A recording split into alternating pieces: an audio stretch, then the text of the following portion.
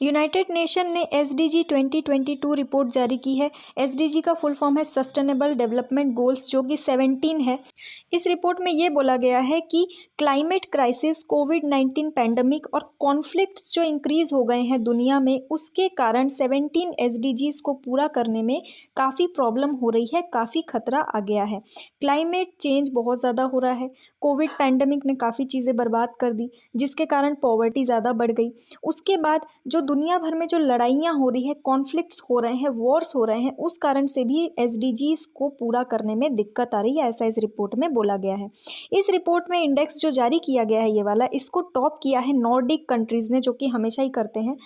पहले 3 नंबर पर है फिनलैंड, डेनमार्क और स्वीडन, और टॉप 10 कंट्रीज़ की अगर बात करें तो सारी ही यूरोपियन कंट्रीज़ है। अगर इंडिया की रैंकिंग की बात करें तो इंडिया का रैंक काफ़ी ख़राब आया है, 121 रैंक है इंडिया का। अब इस इंडेक्स के कुछ हाइलाइट्स देख लेते हैं। एसडीजी 1 और एसडीजी 8 में कोई भी इम्प्रूवमेंट नहीं हुआ है। एसडीजी 1 है नो पॉवर्टी, एसडीजी 8 है decent work and economic growth. 17 के 17 एसडीजी मैंने दूसरे एक लेक्चर में पूरा डिटेल में बताया है, उसका लिंक मैं डिस्क्रिप्शन में डाल दूंगी।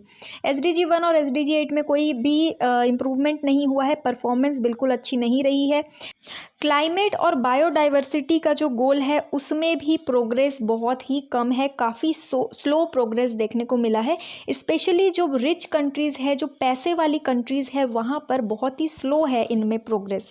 ग्रीन हाउस गैसेस में इंक्रीज़ हुआ है। देखो, क्लाइमेट और बायोडाइवर्सिटी में स्लो प्रोग्रेस है, इसका मतलब सीधा सीधा यही है कि ग्रीन हाउस गैसेस में इंक्रीज़ हुआ है। तो 14% इंक्रीज़ हो सकता है एक डेकेड में, मतलब 10 सालों में बोला जा रहा है कि 14% इंक्रीज़ ग्रीन हाउस गैसेस में हो सकता है, जो स्थिति अभी है उसके हिसाब से। कोविड-19 पैंडमिक के कारण भी बहुत बड़ा थ्रेट बना हुआ है 17 एसडीजीज़ को पूरा करने के लिए। काफ़ी सारी डेथ्स हो गई, कई लोग पॉवर्टी में ढकेले गए इसी कारण से, ठीक है। दुनिया भर में जो हेल्थ इमरजेंसीज लगाई गई, उसके कारण 93 मिलियन लोग जो हैं वो 2020 में पॉवर्टी में ढकेल दिए गए। मतलब कि सिर्फ 2020 की अगर बात करें तो 93 मिलियन लोग गरीब हो गए। एजुकेशन में भी काफ़ी इफ़ेक्ट आया, हेल्थ केयर सर्विसेज में भी काफ़ी इफ़ेक्ट आया है। जैसे कि बोला गया है कि टीबी और मलेरिया से जो डेथ्स हुए हैं वो बढ़ गए हैं, और इम्यूनाइजेशन जो है वो कम हो गया है। ग्लोबल इकोनॉमिक ग्रोथ में भी कमी आई है, क्योंकि रशिया यूक्रेन का जो वॉर है और जो पैंडमिक आया था उसके कारण से इकोनॉमिक ग्रोथ में काफ़ी कमी आई है। कई सारी चीज़ों के रेट बढ़ गए हैं, जैसे कि खाने पीने की चीज़ों के रेट बढ़े हैं, फ्यूल प्राइसेस बढ़ गए हैं। ग्लोबल सप्लाई और ट्रेड में भी बहुत प्रॉब्लम आ रही है। फाइनेंशियल मार्केट्स में बहुत ज़्यादा प्रॉब्लम आ रही है। तो इसी कारण से जो 17 एसडीजीज़ हैं उनमें इम्प्रूवमेंट कम देखने को मिला है। 1 और 8 में तो बिल्कुल भी इम्प्रूवमेंट है ही नहीं। इंडिया और एसडीजी की अगर बात करें तो इंडिया की जो प्रिपेयर्डनेस है वो भी काफ़ी वर्स हो गई है दूसरी कंट्रीज़ के कंपैरिजन में।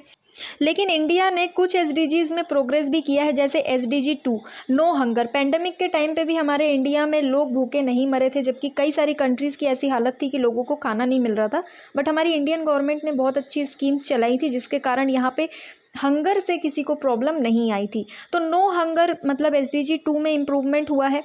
एसडीजी 3 में भी इम्प्रूवमेंट हुआ है, जो कि हेल्थ के बारे में है। एसडीजी 6 में भी इम्प्रूवमेंट हुआ है, जो कि क्लीन वाटर एंड सैनिटेशन के बारे में है। और इंडियन गवर्नमेंट क्लीन वाटर को लेकर और साफ़ सफाई को लेकर कितना अच्छा काम कर रही है, ये हम सबको पता है। बहुत अच्छी अच्छी स्कीम्स चलाई गई है। इसीलिए कुछ चीज़ों में प्रोग्रेस भी हुआ है, कुछ चीज़ों में बिल्कुल भी इम्प्रूवमेंट नहीं हुआ है। ये थे इस इंडेक्स की हाइलाइट्स जो कि बताए गए हैं यूएन के द्वारा। तो आई होप आपको ये टॉपिक समझ में आया होगा। कोई भी डाउट या कन्फ्यूजन हो तो आप मुझे कमेंट बॉक्स में पूछ सकते हैं। आज के लिए इतना ही। Thank you.